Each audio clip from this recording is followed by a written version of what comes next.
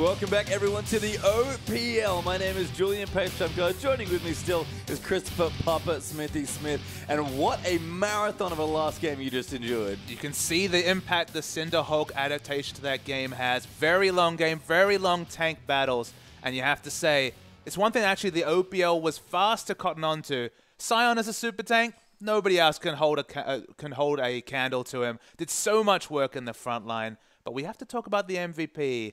And it's the return of everyone's favorite mid lane champion that kind of prompted this result. It is. He was only gone for a patch apparently, but she's there 14-2-12 on Cassidy. Absolutely ridiculous scoring, even though it was a very long game that he had to pick up all those kills. But she's consistently been very strong, has looked great on this immunity lineup, and Cassidy's back. He's happy. Absolutely. The mobility that champion has now, that was never a phrase that needed to be uttered. Needs more mobility, but damned if he doesn't have it. Not quite as long a jump, but so frequent are those jumps. And those late game fights, you could definitely see the impact. 800 AP, 2-second riff what Cassidy had. A big shout out to T-Gun, played excellently on the Morgana as well. Both games, couldn't pick up a victory in the first game. Immunity, they try and fight back. They're now 6-6. Splitsville every week. That's the Immunity way. And Avant, we'll see them later. They have a good run in, but Immunity not out without a shout. Yeah, we have, again, more important games coming up at the back end of the season, but Fornot versus Chiefs is our next match coming up here. And this is already going to be somewhat of an exciting game just because the Chiefs are on such a tear. I mean, we're wondering if any team can beat them. The run they have to the rest of the season to go undefeated looks relatively calm, but if it was ever a time for Fornot to pick themselves up, it's right now on this patch. Yeah, Fornot in their last game, 3 games, 2-1. That's the big result here for Fornot.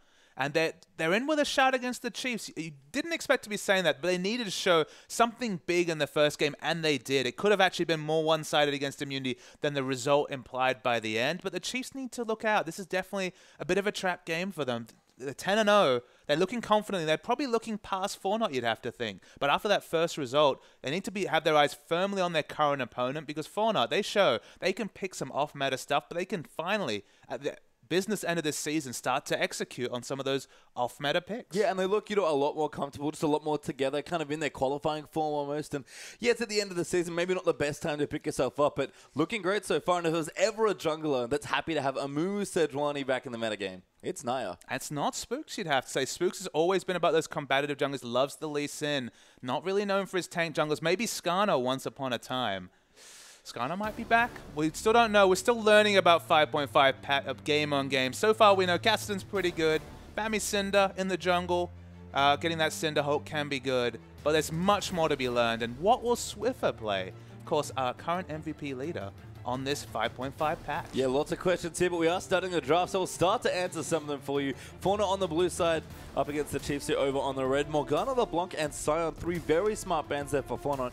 And Lee Sin banned away by Chiefs, and that Cassidy's in there as well. Lee Sin banned on the red side. Actually, a lot of respect showed to Naya. Naya, the Lee Sin Nidalee that we saw from them in their first win of this season was a real big reason that they took down that game. Nidalee does make it through the picks, the bans list here. Would be an expected first pick, but that would sort of be a blind pick mid for Fauna. They haven't shown much from the jungle in terms of jungle Nidalee. Blind picking a mid against Swiffer. Good luck. Yeah, I mean, Swiffer's just such a good mage player. And, we have had a couple champions banned out here, but Ari notably still left open. Cassiopeia, actually, the last ban there for Chiefs. So pretty interesting stuff, actually. Seems like both teams are well prepared for each other, but Fornot going to take a long time on this decision, and they are going to lock in Nidalee. I think Moya's proficiency on this champion really demands this pick. I imagine they have the flexibility to put it in the jungle if they have to. I'm happy that Sejuani is starting to fall away from being a first pick champion. Isn't banned, isn't picked in this situation. 0-2 for the night. Definitely is strong, but feels like her solo queue strength doesn't necessarily translate into competitive, at least from what we've seen so far in the OPL. Yeah, like you said, not really a Spooks thing. Naya probably chomping at the bit to take it away, but don't forget, Rek'Sai's still good here as well, and Rek'Sai and Maokai are the Chiefs' first 2 picks. And that's the big thing about Rek'Sai is that the one thing you have to note is still very low do these junglers get in the jungle. That's the tank junglers when they're in the jungle get very, very low. So Rek'Sai still going to have a very safe clear, still can potentially invade and contest those early buffs and try and remove a buff from those power farming junglers like the Amumus and Sejuanis of the world. There's still room in the meta for the likes of Lee Sin and the Rek'Sai, and we could potentially see here an answer to the kind of onslaught of Cinder Hulk junglers that we've seen so far tonight. I mean, I guess Lee Sin, absolutely, I agree with you, he's still very good, but Rek'Sai was a great jungler on the last patch. Yep. Benefits, you have to think, from the Cinder Hulk as well. Like, it's It's a choice Maybe. you can at least make. I mean, we'll have to see what Spooks wants to go for, but it's at least something they can pick. But Naya does go back to comfort here. Sejuani for him and Jana there to support. And I'm really interested to see whether we do see Spooks aggressively invading. Of course, since the jungle rework, we haven't seen a lot of jungle invasions. With the longer spawn timers on the camps, people haven't really been focusing on invading the enemy jungle. This is the time when it starts to open up, when we start to see early skirmish-heavy junglers versus tank-clear junglers, especially low-clear junglers like Sejuani and Amumu that we saw early. You do expect to start to see the aggressive invades coming through. Spooks is an aggressive player. I mean, the only reason I kind of step away from the Cinderhulk on Rek'Sai is that she has a lot of damage. She's a very strong skirmisher, so moving a very efficient early damage item like the Warrior Enchant, which has been traditionally, although not so much in the OPL, but traditionally been the only damage item we see coming out of Rek'Sai. I feel like it's still a lot of value to pick up the Warrior, but you do have the option, like you said, you still can go flexible, just like other junglers on Java might pick up the Juggernaut enchant rather than the Warrior. You do have that option to go the Cinderhulk on the Rek'Sai. Yeah, and I like this from the Chiefs as well. A lot of respect here shown in their picks, lots of power as well. Graves and Annie, they completed bottom lane. Lots of very standard, very aggressive stuff for the duo. And it's interesting to see Radier kind of step away from the Kog'Maw and move on to the Graves, very much going for the early game focus here. I love the fact that Chiefs are showing strategic versatility this late into the season. Playoffs are coming soon. They might be holding back strategies we don't know, but they're showing that they can play at both speeds, and that always strikes terror into your heart because you never really know which scouting report is going to be the more reliable one. Is it going to be the Graves comps? Is it going to be the Kog'Maw comps? You don't know if you watch the Chiefs week on week. Yeah, and they've looked, again, so good so far. Still undefeated here in the OPL with 4 games to play. Fortnite going to try and play upset. Remember, for them, it's actually a very important game. They need to win out if they have a chance of staying in the OPL. One more loss, and mathematically, they just can't make it anymore. Absolutely. They're choosing their own fate, but this is the sternest test you can face in the OPL. Definitely not an easy win to pick up against the Chiefs. You look down their comp, you can still definitely see a bit of Fortnite flavor, but still a lot of power picks. We've seen Carlos's Gods Irelia be banned earlier tonight, gets it this game. Naya, Sejuani's been buffed. He was playing it before the buffs. He's probably a hipster about this pick. Going to be feeling good about how strong Sejuani is, at least on paper at the moment. We haven't seen it necessarily translate into big victories yet.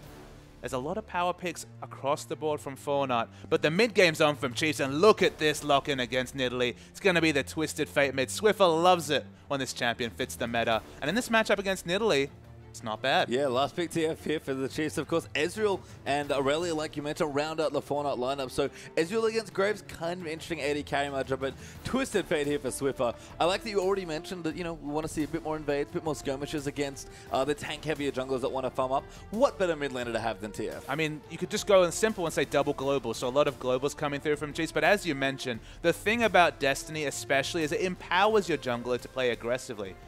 Whenever Spooks goes to invade, especially after Twisted Fate is level 6, you know that the first person to react to a skirmish is going to be the Twisted Fate. He's always going to react fast on the enemy mid laner because he can instantly port through with the 1.5 second channel time and contest the buff. So Sejuani is suddenly going to be very risky in the jungle. And just look at these picks. Let me read them out to you. The bottom half of the map here, Twisted Fate, Graves, Annie. That's about as much mid-game pressure as you can look for. If the first Destiny comes through, the snowball starts. And this is an Ezreal versus Graves matchup you have to remember. It's probably going to be the tier being built up, probably going to be a fairly passive laning phase from Ezreal, as always. And if Graves Annie can get rolling, if the global pressure, the first Destiny really resonates, and then you even have the skirmish advantage from the jungle with Rek'Sai versus Sejuani, this mid-game, it's definitely the time for Chiefs, and you can't bet against Twisted Fate from Swiffer. No, not at all. And he can just run there at this point. He's got Ghost there as well for double mobility. Yep. So really milking the mobile double global aspect of the comp here. This is probably the way Chiefs test everyone. They love to play explosive mid-game when they can, take control of a game, get the deep wards down, and then get it rolling. So a great comp there for Chiefs. But like we mentioned, comfort here for Fortnite for sure. I very much like what Fortnite are repping, but the issue is in every lane, they've probably got the late game champion. They've probably got the scaling advantage in every lane, but that means they seed the early game in every lane. And this has been the story every time. You know, someone raised the question during our question segment last week, how do you bet the Chiefs? And I say, well, if they have one weakness, maybe it's their late game team fighting. Teams just aren't getting to that late game. If they do in this situation, they have a lot of tools to succeed. But it's tough against the Chiefs. Yeah, and of course, pretty interesting comps here, but we'd love to know your thoughts on Twitter there as well. So let us know who you think is going to win using the hashtag CHFWin for the Chiefs or 4N-win for Fortnite. Absolutely. It's a massive game for Fortnite. Chiefs, they just want to keep that march to the 4-0. Mid-game's got their advantage. The first Destiny, it's always the question. Is it going to be the massive first Destiny, potentially the double kill in bottom lane, or the aggressive pick onto Sejuani to ensure that she never really gets to farm up her Cinderhulk and get rolling in the mid game?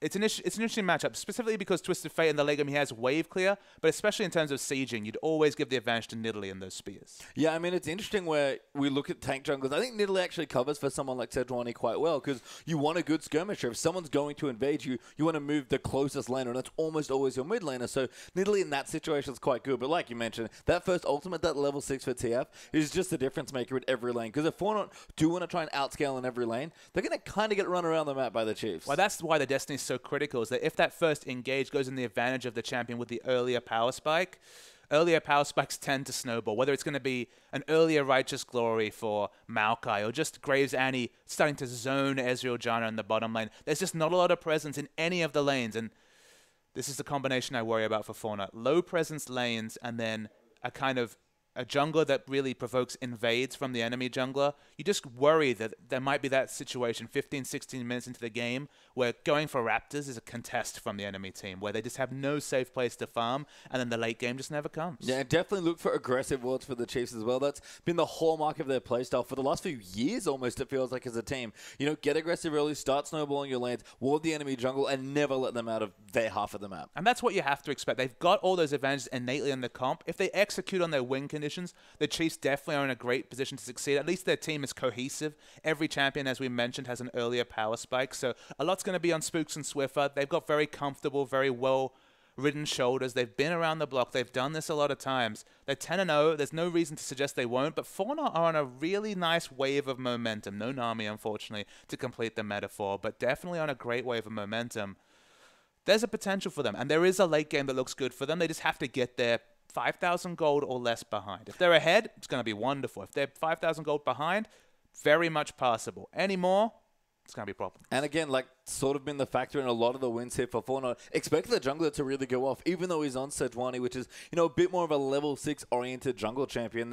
He's got to do a lot of movement early on. You have to imagine Spooks is going to be the same, and much for the same reason, I like that Chiefs are showing respect here by playing, you know, a very straightforward, very standard composition for them with a lot of mid-game strength and aggression. I like that Fortnite are playing comfort, going for the late game. That's what won them so many epic games when they qualified for the OPL.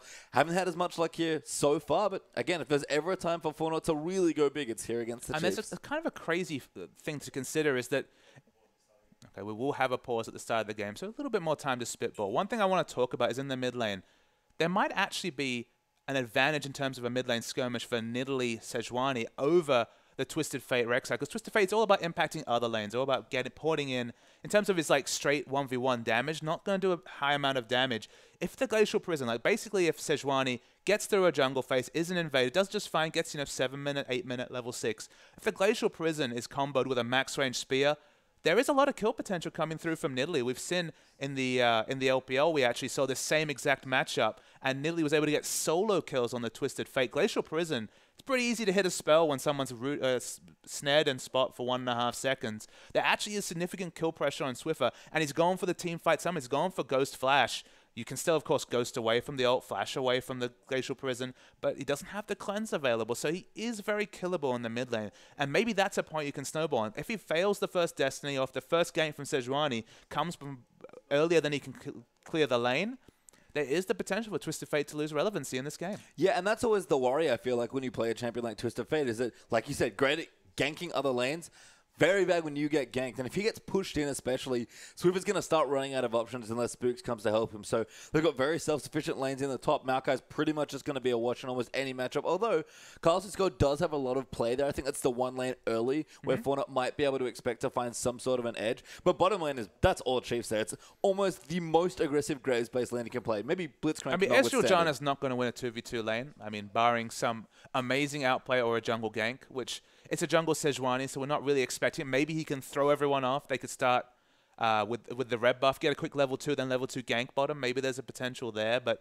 it's a real hypothetical situation where Ezreal Janna ever wins a lane. In reality, they're going to be CSing under turret. They don't have a lot of lane pushing, and of course, Graves Annie have excellent pushing opportunity and then assassination potential at level 6. So yes, he will be focusing Sejuani, you'd have to think, either mid or top lane. So it's going to be a really interesting game, and Chiefs... Swiffer in particular is the big question mark. Feast or famine, you'd say, for Twisted Fate. We saw this, of course, when they played against Direwolves, of course. Twisted Fate in that famous game where they really got on top of perfection with Destiny and with other cooldowns. Chiefs already have a winning record in that Twisted Fate. In fact, they have a winning record in every champion, worth noting. This is definitely a Swiffer champion. He's got the Ghost Flash for the Destiny ganks. Make him pay in the laning phase. That's my advice to Fortnite. And I mean, it's a classic Swiffer champion there. He's always played Twisted Fate over and over again across many, many games. But the Chiefs, we're going to see if they can continue the streak here. Still undefeated. Can they make it 11-0? And Fortnite, can they keep their dream alive? We're going to jump onto the roof now to start this next game off here. Fortnite over on the blue side, and the Chiefs still going strong over on the red. Still going strong is an understatement. By far the strongest performing team in the OPL so far this season. And we see an aggressive invade come through, but spotted by a ward. Yep, good stuff there. You can see Rosie already with the stun. Good to go as well. So expected here for Chiefs to get aggressive. They already want to get deep vision down. So why not do it at level 1? Make the jungle pathing as predictable as possible. See if you can cut Naira off at a buff. And of course, it's only 3 members from Fortnite at the bottom of this map. They just want to go for the aggressive invade. I believe that was a spear hitting onto Roses. Takes a chunk. He has a stun available, of course, and unique in that she has an AoE stun at level 1. They have to respect the pressure coming through from Chiefs. Fortnite haven't got any counter wards in just yet. They have very defensive wards set up, but maybe they have. Let's have a look. Ezreal's the only one with his warding totem available, so let's see what he uses it on. Yeah, well, they're actually towards the red side of the jungle. They're over on the Chiefs side of the map, so probably a deep ward there for CNGL. They'll get at least one here, but like you mentioned, mostly defensive setup here for the early warding. Moya going to try and keep them out with a couple of spears. Swiper, though, hanging out, but looks like we are going to break it into at least standard-looking lanes for the Chiefs. Standard lanes, you say, but it looks like the lane swap has been confirmed with CNJ at top at 1 minute 30. Was definitely priced in to go for the lane swap. Would have been late to lane if he went to the bottom lane. So some vertical jungling coming through. And with this extra ward, they do know that Maokai is looking to answer the pressure. Yeah, and actually Swiper might even get caught off here. Good sapling there just to spot off Naira, and Carlos is gone. He might deter them from the steal, but Carlos is gone. Should be able to force him off, and Naira going to brute force the red buff. Especially with Zaldo coming through. There's no way Swiffer can really react with how the minions are breaking in mid. Swiper, he'll look for a steal. Won't get it, of course. Just hold on to smite. In fact, they might not even smite at all. Yeah, actually going to save it here. So a lot of help there as Carlos has got. Basically going to start double jungling, so the Chiefs going to have to change their plans. CNJ will be very well protected by Fortnite in the top half of the map, and already some disruption early on for Fortnite. But I'm very impressed with the early strategic choices by Fortnite. They understand the lane disadvantage of having Ezreal Janna versus the Graves Annie, so going for the vertical jungling. Not a lot of teams in the OPL have tried this. They've given a lot of experience to Carlos's God early, because they actually shared the red buff experience. They didn't give the instant level 2 to Sejuani, which is usually what we see in competitive play, but they'll continue the jungle follow, and at the bottom lane you can see on your minimap, Graves just holding on to that wave. Yeah, I actually like this adaptation from Rosie. He's basically camping this lane as Moya going very aggressive, actually hunted there as well, but Rosie been waiting for so long. The follow-up stun there for Swiffer, and Moya going to be forced to flash away. Moya does get away, of course, got the pounce reset, so did have the mobility to get out. Chiefs, they're doing the jungle follow now, been forced into it as we see, very standard lanes, freeze in the top lane, freeze in the bottom lane. And Annie makes her feelings known in the mid lane. Yeah, just going to hang out, maybe even protect the half of the jungle, act as a ward. Doesn't really need the experience at this point. I mean, level 6 is great, but not necessary for support. I think she's probably the most resourceless support as far as experience goes when we talk about supports, especially ones that want to roam. I guess the only minor thing here is that Swiper didn't get a chance to take a camp with saplings. Yeah, I mean, Annie loves level 2 just to maybe even get the shield to get the stun up with less mana, but with the teleport to bottom, Carlos God, that's not what you want to do. Former dive coming in there. Twisted advance already popped by Mark over to snap. Carlos has got his so low, and Radier claims first blood. And that's the first significant strategic misplay, is that you know at least 2 members on the bottom lane, one with a stun. You know that the double jungle will be taking the team towards your red buff side. That's where they got the ward advantage around at level 1. Teleporting, finding 4 members, and that's first blood to Chiefs. Yeah, and a nice little almost proxy fast push here by the Chiefs as well. Going to take this turret out very quickly. No mucking about at all here. We talked about mid-game. It's all early game for Chiefs right now. And although the freeze has been very successful in the top lane, Swiffer has a lot more ranged wave clear in the mid lane, so has been able to hold the wave very well. He has a lot of pushing options against Moya on this Nidalee. They'll continue the proxy in bottom. No way for Aurelia to hit this minion wave. Aurelia has a much higher gold floor in terms of needing to get one item. Needs the Trinity Force to be relevant. 3,700 gold, 3,800 gold for that item.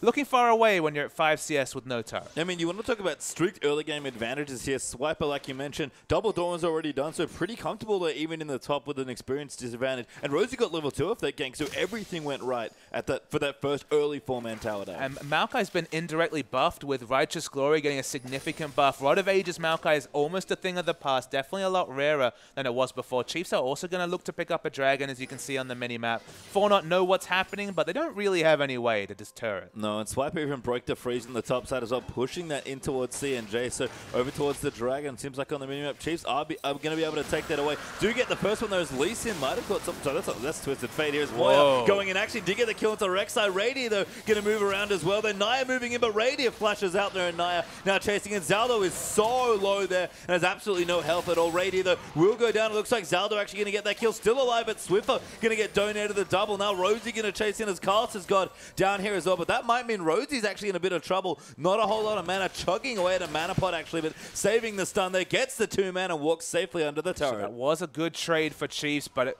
the consistent damage coming out from Naya is underrated. Absolutely was doing a lot of relevant damage in that skirmishing. Very low level and low health members, so was ripping through with the W.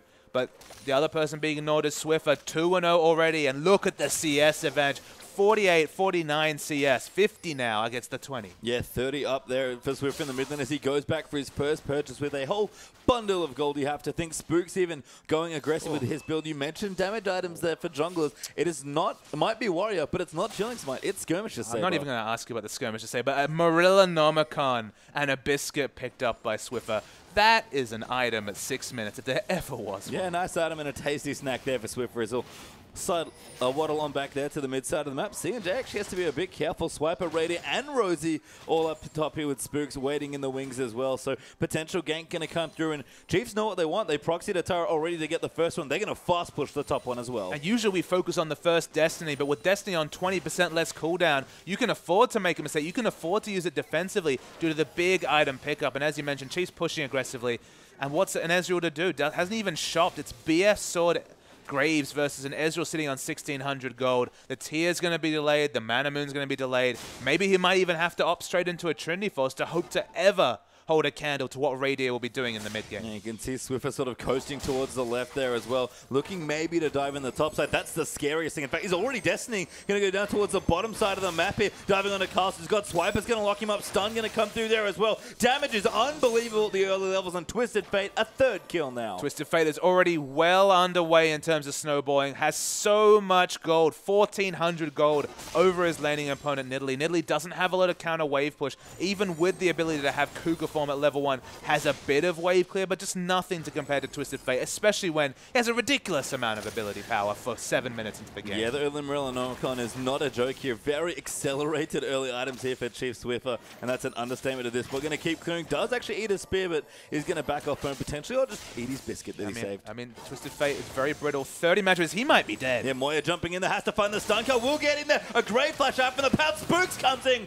with a very timely knock-up and the kill claim for Rek'Sai. Instant response from Spooks. What a great time for him to be just prepping the blue buff. Gets the answering kill. Moya so near, yet so far. Didn't quite have the ignite. 20 seconds off cooldown. Already losing in CS, now giving up a second kill. 3-0-1 is Swiffer. Yeah, Swiper here actually down towards the bottom, but his tower's already pushed in, so playing a little bit safely there. He's got his Ruby Crystal for a bit of extra early health. Back in the top, Caster's gotten a whole lot of trouble, and Rosie going to claim that kill. Yeah, you walk up to a BF Sword level 6 Radia, and that's the result. You get overkilled by considerable amount of damage as they'll keep pushing in, and Fortnite, the turret reinforcements, I think, haven't even fallen away yet, but they might be losing a second out of turret. Yeah, and Carlos has got only level 5 there, so quite squishy actually on this Aurelia, and going for a Sheen, which is very aggressive in this situation. I mean, the Sheen just seems unnecessary. You want to work towards the Phage, not just because Phage is such a wonderful item for Aurelia, allows her to surf around with the Rage passive, but just because it builds out of a Ruby Crystal. You've already been turret dive once, now a second time dying under a turret. 0-3-0. Trinity Force looks a long way away when you haven't even finished your Sheen 9 minutes in. Yeah, and you know, that tower kind of sweetens the deal there. Oh, sorry, the kill, sweetens the deal there for Chiefs. As they get what they really want, and that's the tower in the top side. Pickaxe and a crit cloak done there for Graves as well. So an Infinity Edge coming up very quickly as they're going to move in towards the mid. And you have to think, try and take another turret. Moya's Nidalee mechanics are on point. Already hit one spear. They're still chunking out Swiffer. He's not interested in building magic resist. Very much looking for his own build. Probably going to be a Zhonya's coming in soon, so he can go for the Messiah-esque engages on the Twisted Fate.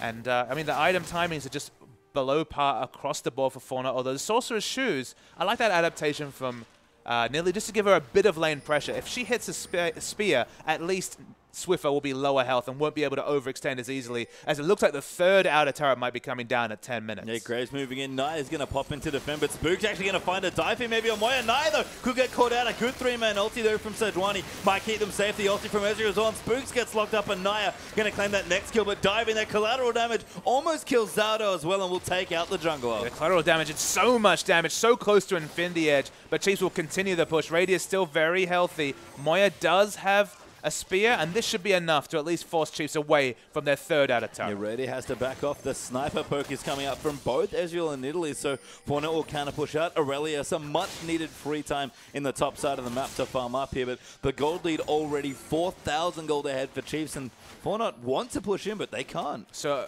just to return to your original question about the Skirmisher Saber, we do see the Warrior Skirmisher Saber completed. But no time. Zaldo, he's in trouble. Yeah, he does get caught up there. Twisted Fate going to follow in as well. Swiffer actually Destiny down the heel. Going to keep the support safe for now, but another stun coming in. Wildcards just wide there of Zaldo, who managed to run fast enough away, but the Chiefs are going to look for a second dragon instead. Well, calm down, Twisted Fate. I'm talking about Skirmisher Saber. So one of the reasons why it started to be introduced is that with Chilling Smite, change, specifically the cast range going down, can't be used to gap close anymore. You have to get very close to be able to use that ability, as we see Chiefs setting up for the dragon. And then the secondary factor of the actual proc being low. Now it's just a movement speed steal rather than the 50% slow. Skirmisher Saber, with the reveal, with the consistent damage, if you auto-attack a lot, which of course we see so many auto-attack coming from Spooks, attempted steal doesn't come through successfully. As Naya, he's trapped. Yeah, he kind of got caught out there, gets stunned up as well. Swiper going to dive on top of him. Quite tanky as the Sejuani, so will live there, but is forced to flash out of the pit. Forced to flash out. If you get a lot of auto-attacks in, like the Rek'Sai, you effectively have 9 seconds of true damage, because of course the proc lasts 6 seconds and you can 3 seconds, you can reapply it at the 6th second once you use that ability. It's a lot of true damage coming through, so it's just another flexible option, as Moya still has a great eye for spears in the mid lane, trying to reduce pressures, and the bottom lane, Rosie, waiting for someone to come and contest Swift. Yeah, he's not interested in his ultimate at this point. I mean, Rosie just walking around almost being a stun bot on the support, and he does have a sight stone though, so providing a bit of extra vision as well. Seems like Spooks might be moving in that direction also. Could be a sight stone. Of course, Ruby Crystal at this point builds into Giant Spell, builds into everything. Ruby Crystal is just the happiest item you can build at 400 gold. So not pigeonholing himself into a sight stone, but I would like it just because they're against a team that needs a lot of setup, specifically Sejuani. If she's predictable, if you know when the Glacial Prison is coming, you can account for it that much better. So I don't mind the sight stone pickup. That's what he goes for, and in fact, yep, it's bought now. Yeah, third outer turret down there. So another very cost-efficient Ruby Crystal there for Spooks. His inventory there. Radiant and Swiper going to check some jungle up. Walking just past the pink court as the Wolf Spirit very angrily chases them out of the 4-knot. John and Moya going to line up a couple more spears. Doing, again, fine damage right now, but just woefully behind Twisted Fate. And there's just no map pressure being exerted by Fauna at all. All 3 outer turrets down around the 12-minute mark. Now the double sight zone aggressive wards will come through. Already had the advantage in the bot lane. We can see the Destiny coming through. Yeah, going to come in there. C&J taking a lot of damage. They're almost dead as Swiffer joins in. A little out of mana, so going to have to flash in there. Carlson's got going to move in. Swift will actually flash out of the way, but no help forthcoming. In fact, Naya is rotating down as well. The first gold card going to hit in. That might be enough room, actually, as this pop the Ghost, and Swiffer will run away. With the teleport, you can see that in the top lane, they've lost another turret, have Fauna, with their inner turret falling at 30 minutes. The global gold is really snowballing. It's best in on the supports. Already 800 gold. That's just turret gold coming through for the Annie. Yeah, and you can see in the actual gold lead, 6,000 gold up now for Chiefs as well. Up 2 dragons as well,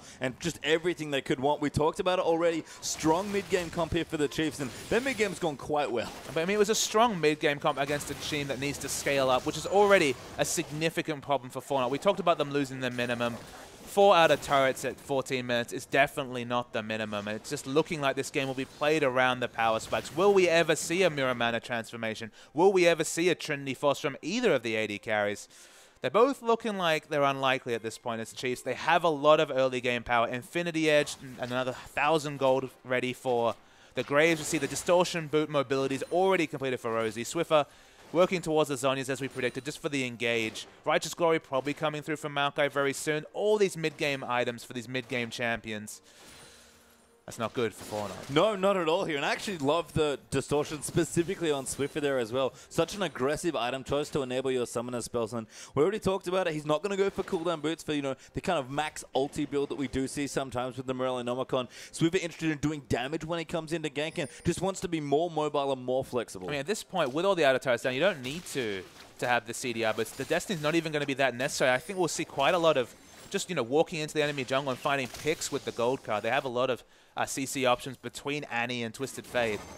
The Destiny, of course, is going to be up very, very soon. Isn't even level 11. We're still so early into this game, but it already feels like such a monumental lead opened up by Chiefs. Yeah, Zeal bought here as well for Radius, so prepping up that item build. We talk about C&J. Looks like blue build might be what he wants to go for, although can, of course, go quite a number of places there. Looks like Manamune going to be his first the blue made build's item, really fallen away with just the importance of needing to fight for early dragons and the fact that blue build needs to hit 2 items before it's relevant. You really need the Iceborne Gauntlet. You can't just sit on a Sheen. It doesn't build like Sheen Phage. The moment that you spend 950 gold on the Glacial Shroud, you're just moving away from damage. So it's probably still going to be Trinity Force.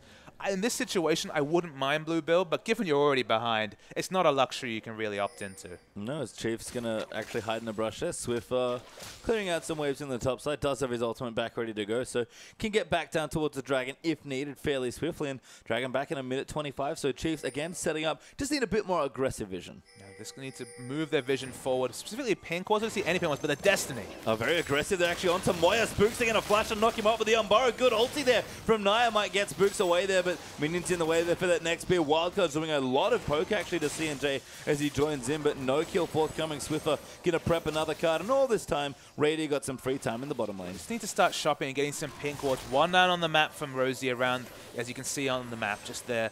They don't have any other Pink Wards down. One in the infantry from Swiffer just placed. They could start placing aggressive Pink Wards, and it's already a risk for Fortnite to be clearing them because they have to be so far out from their inner turret line. They have no outer turrets, so no real safe movement in their own jungle. I think the worry there is probably for Fortnite support. There's Zaldo, who ate a single wild card and lost about 1/4 of his health without a single need to see large rod in Swiffer's inventory currently. So going to be going back, spending some more gold soon. And poor Zelda, we talked about it already. Radiant going to blow him up. I mean, the collateral damage was completely unnecessary. The burst took him down to about 200 health. Would have been a couple of auto attacks, but it looked sweet. So, where's the shades proudly does Radiant. I mean, John had Flash. Want to make sure they don't get away, I guess. But you're right, there's so much damage already coming through for the Grave. Spooks aggressively ulting to a tunnel there as well. 10 seconds till the next Dragon. Swiffer doesn't quite have Destiny. We'll be up in about 30 seconds. Clearing out wards with the sweeper.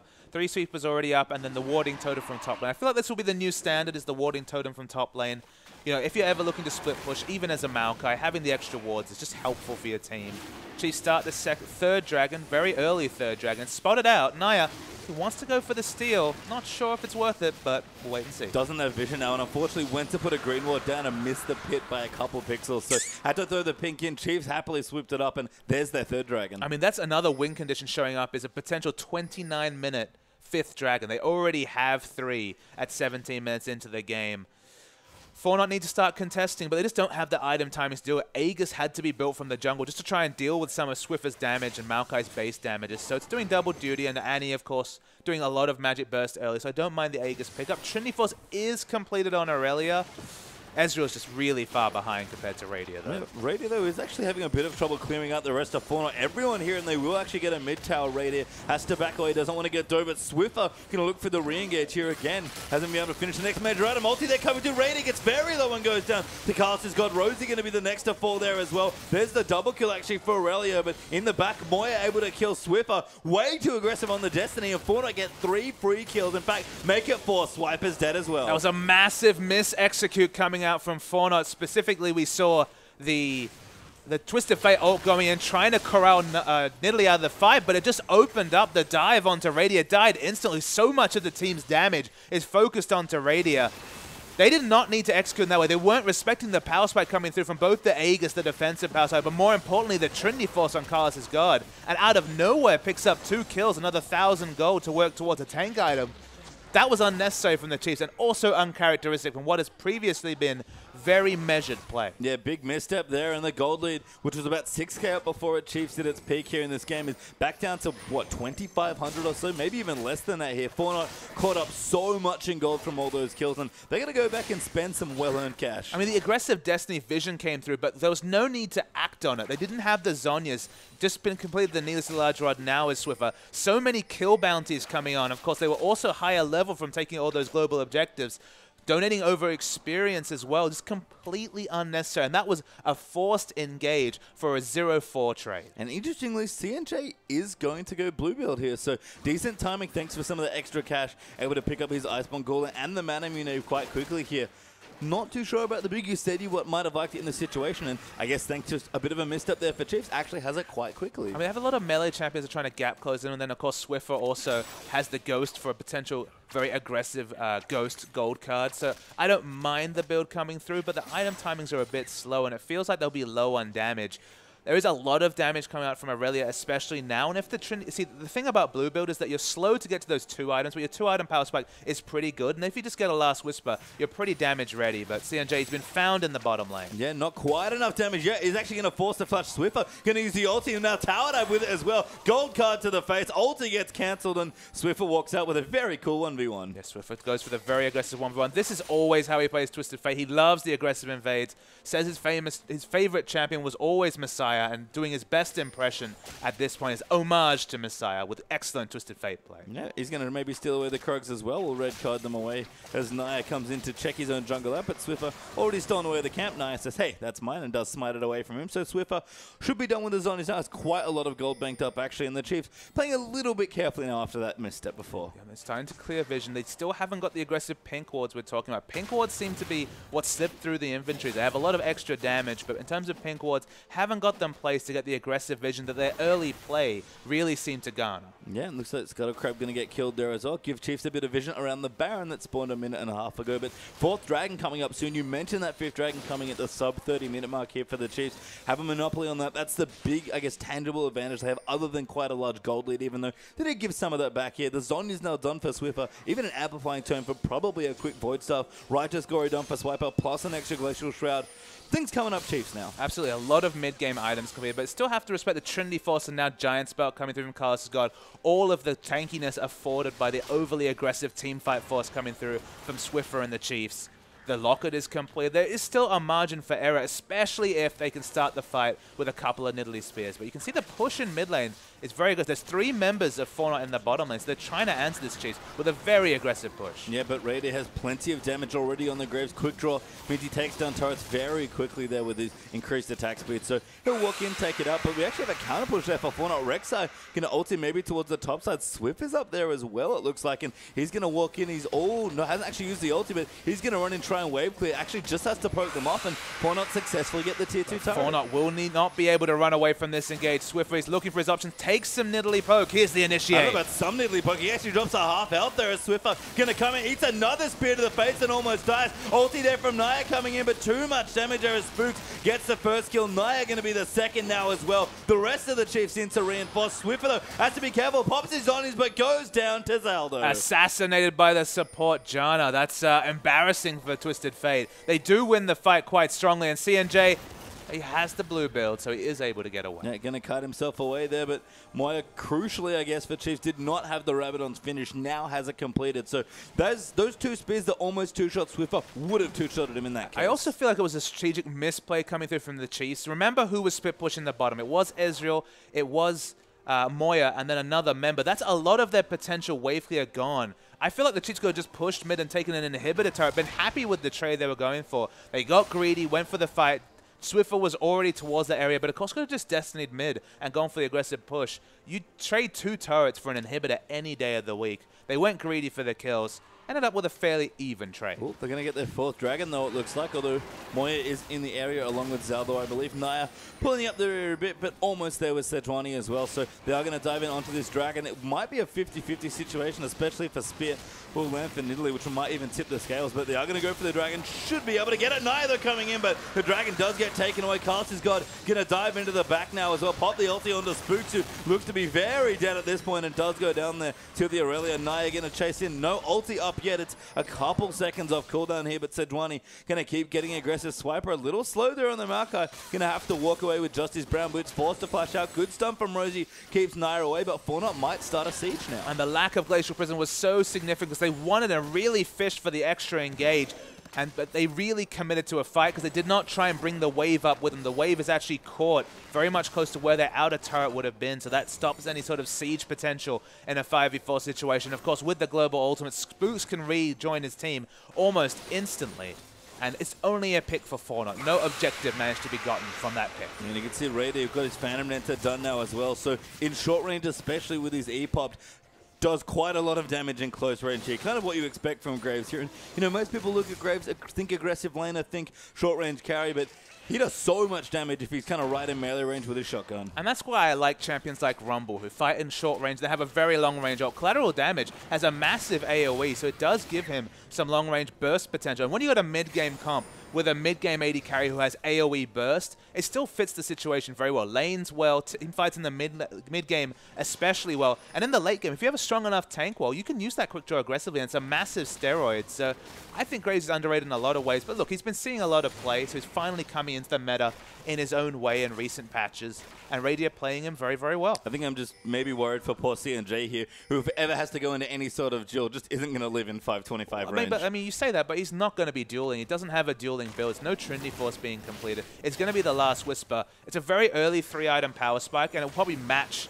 the accelerated power spike coming through from Graves. The poke is still very, very strong between CNJ's Blue Ezreal and Moya's Nidalee. And of course, CNJ is a very noted, excellent Ezreal player, and Moya's Nidalee needs no introduction. There's a lot of poke that Chiefs have to respect, and their engage is pretty linear. It's a risky engage from Twisted Fate. It's, you know, Annie going for a Tibbers. If they eat the spears, as we saw previously, Swiffer out of a fight before the fight even begun, eating 2 spears from Moya, that will only accentuate as more AP items are being completed by Moya.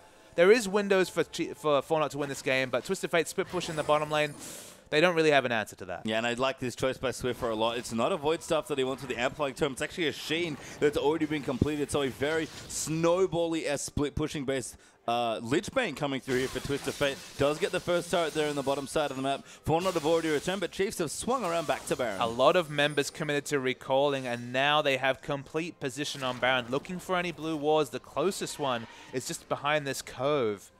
And not starting the Baron yet, so they have that going for them, but it's going to be very risky to check vision against an Annie. Yeah, I mean, they're going to try and set something up here. Chiefs are waiting very patiently for members of Fortnite to walk in, but they're just going to pop the Twisted Fate ulti. Moya going to get caught out of position here, potentially flash ulti, plus the Tibbers there in for the stun. A great ulti there for Naya, but Raydir snipes him with the splash damage of his ulti. Just the tip of the collateral damage assassinates Moya, and now they're going to turn onto the Baron.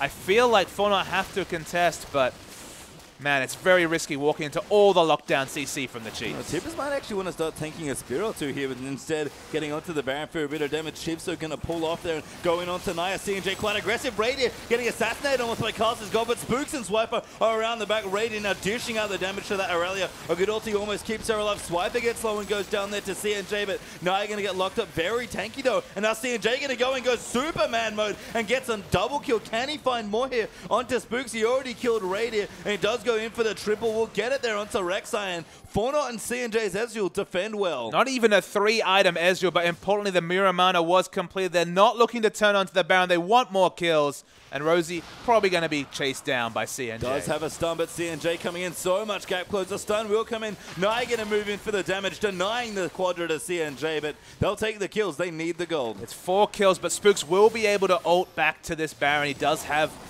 tunnels in the area. Twisted Fate's going for wave here. They're going to start this Baron. Their Baron damage, remember, it's not a traditional AD carry. It's quite low. The Baron will take a while, but it's still 4 members. I mean, I don't know. Naya does a lot of damage with the W, and Fortnite are going to look to take away the Baron. Spooks going to move in there as well, but they do get it, and that gold lead basically evaporates now. Wow, this Goldie was massive. This game felt decided at the 10-minute mark when there were three outer turrets down. But Fornot putting up a fight 2 games today. Already picked up the first win. Nobody even expected that. A win over the Chiefs, ending this 10-0 streak. That'd be something incredible. It really would, but don't forget, Fornot have something to contend with that's very tricky in 55 seconds time. Chiefs have their 5th dragon lined up so soon here in this game, and items across the board for both teams here. Fornot have shown in a straight 5v5 engage they have an edge here in Chiefs. You can already tell they're starting to frantically push the side lanes. And the thing I love about the Summon of its Rift rework, specifically the Dragon rework, is that it's not just the first dragon they have to contest. Every dragon that comes up is the 5th dragon for the Chiefs. With a potential win condition, they face check Spooks, but they're looking aggressive around this dragon, our Fornot. Yeah, Fornot grouped as 5. Chiefs can't really do anything at this point, although Radier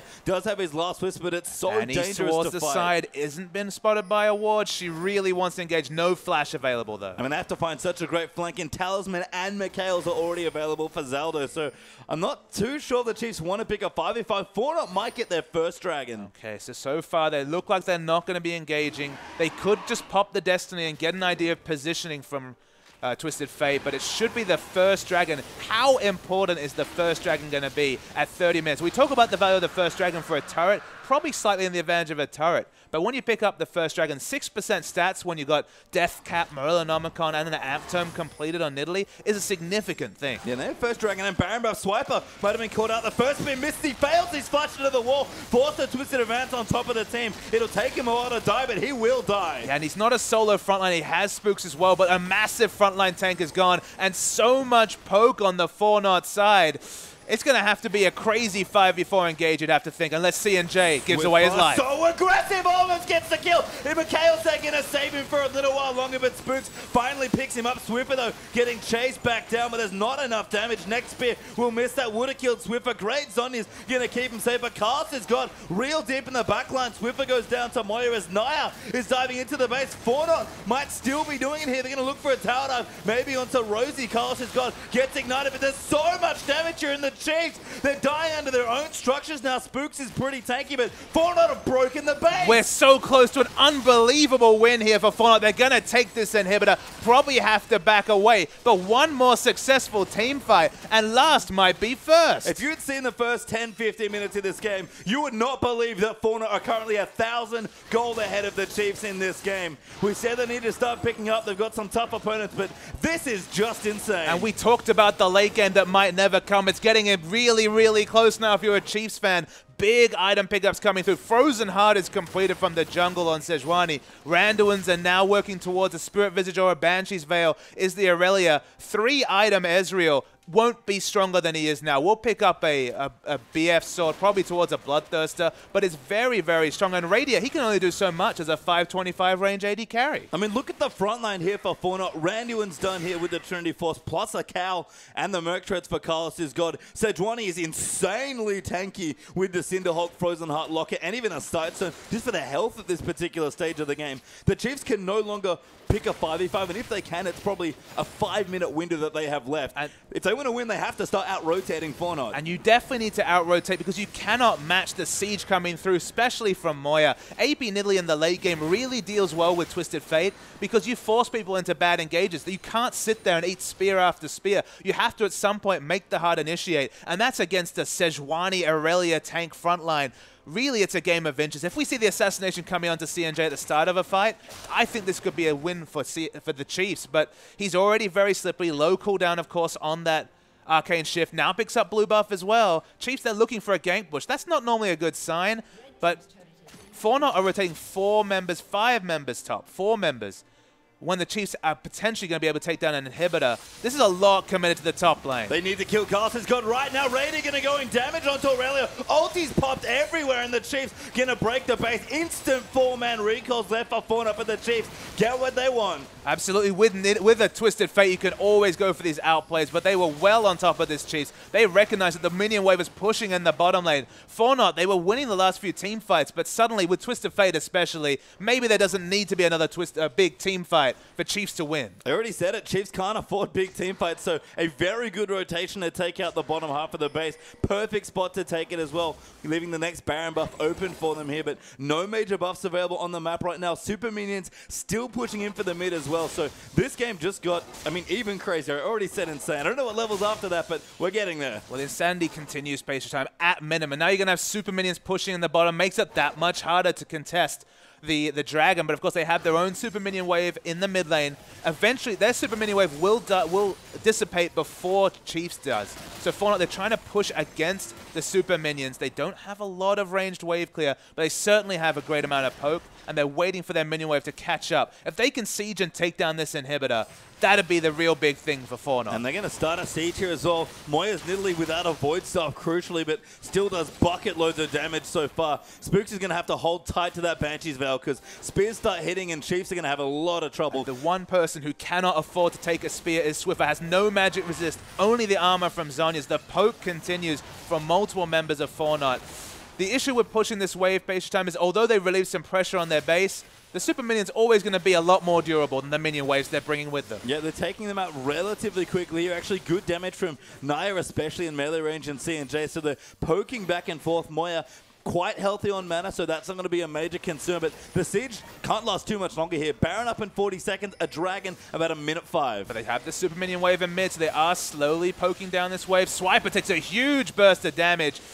Fortnite, do they want to pull the trigger? No, it's going to be Chiefs. Rosie going to go and cast. He's got dives on the Swiffer. Does get the kill. Ulti in from Sejuani. And Fortnite dive into the backline. Cast is gone. Looking for the re-engage. Chiefs scattered to the wind as they run back towards that fountain. Swiper going to go down there. Sejuani, though, does get felled to Graves. And Radius still alive. Cast is gone. Has almost no health left. But Radius almost goes down to the Ezreal. But they're pushing in. They want structures here. Nexus turrets even. They're getting a bit greedy. It will be much easier to take the outer turret. They want to finish the game now, but I don't think they can. No, they can't at all here. They're going to take one inhibitor turret. Maybe the inhibitor goes down here as well. Ezreal Nidalee is so much pushing power. 2 inhibs down now. The Chiefs backs against the wall. Yeah, no need to get greedy. They also have to respect the fact that Ghost Flash is available and the Destiny. There's still potential for exit kills. We'll see if Chiefs try to make their way towards the bottom. It's smart too, because you know this Destiny's going to be popped. Well, Baron's up and 5th Dragon's Destiny's coming up pop, in 3 seconds. time. They're going to go in. Have to try and stop her back. C&J gets away. Carlos is gone. Not in range there for Swiffer's ulti, but he's going to go in. They have to get something. Chiefs, the 5th Dragon should be there. Absolutely. Ports onto the 5th Dragon.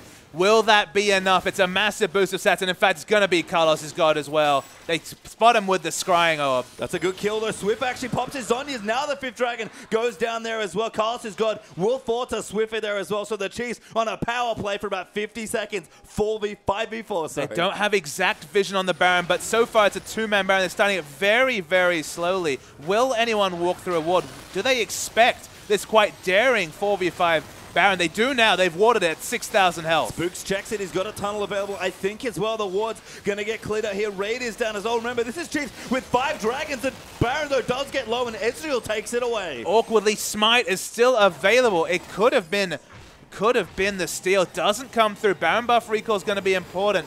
Double Super Minion waves. No, only the single Super Minion wave being pushed out from bottom lane. And we got a little bit of time right now while the game settles. No major buffs on the map. 5 dragons up for Chiefs, but Fortnite have the Baron and an inhib down, although mid-inhib did respawn for Chiefs. Important to note, this isn't just Chiefs potentially losing a game in what looked like an undefeated season, but Fortnite are keeping their hopes alive. Naya, though, has been caught out of position. Does go down. No, he flashes out. He's alive there. Pops the ulti. Somehow lives, but Swiffer getting so aggressive. Used his flash, but finds nothing. They wanted a pick to open up the inhibitor as it responds. They will get the red buff from the pressure, but no kills importantly. We're talking about 45, 50, 60-second death timers. Anyone dying is more important than Baron, more important than anything. Yeah, and the Baron up creeps fighting off the Super Minions with the help of Fortnite very easily as well. So the Chiefs need to find something else. There's a ward, though, maybe able to spot them off. Swiffer gonna pop his Destiny. Who have they gotten? No, they find no one again. Swiffer getting desperate, you have to think, for a pick. At this point, with Morel and Omicron and after level 16, the Destiny's pretty short cooldown. Just using it for vision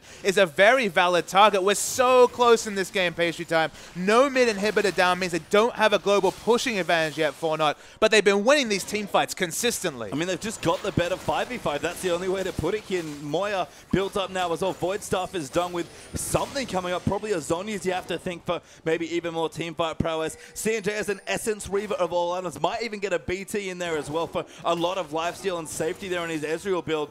We already talked about it. The Chiefs can't force a 5v5, but they are running out of room to get a pick on this map. And the big issue for the Chiefs, they have excellent dive coming from Swiffer, but no one's diving with him. Maokai's been forced to peel off Carlos's guard.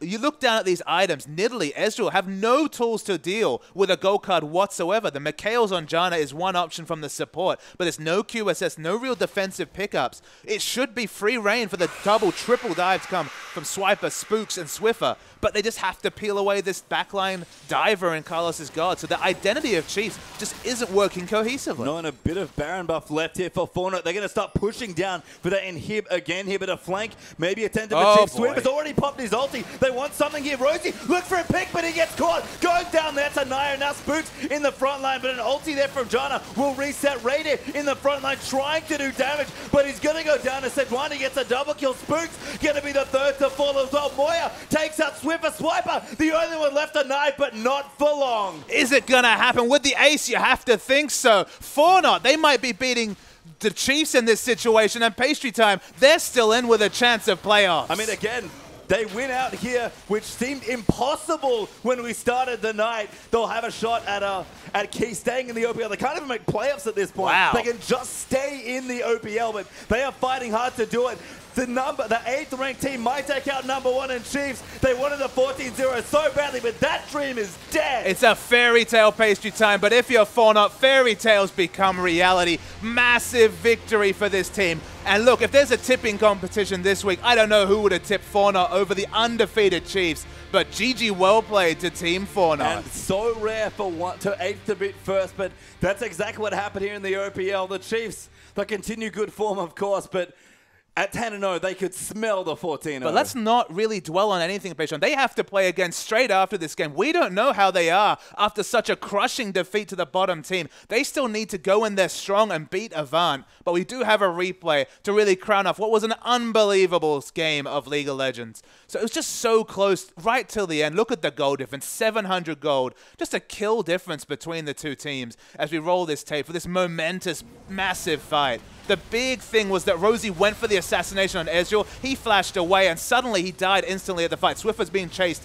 by Moya. Radia in the backline's a 525 range AD carry. Can't do anything to the front line. This is Sejuani baying off massively. Swiper does take the exit kill. That's the GG well played for Fortnite. And just a fairy tale result. I say it again because it's such an apt word to use. This Fortnite team, they were sitting on, what, 0-8 not long ago? Suddenly, 3 wins. They were equal on wins to Sudden Fear. That's massive for this Fortnite organization. Yeah, England a chance and close out the night with 2 victories, but the Chiefs have one more game to play. Some old rivals are coming out here, and the Chiefs have to pick themselves up. Chiefs versus Avant is our last game of the night.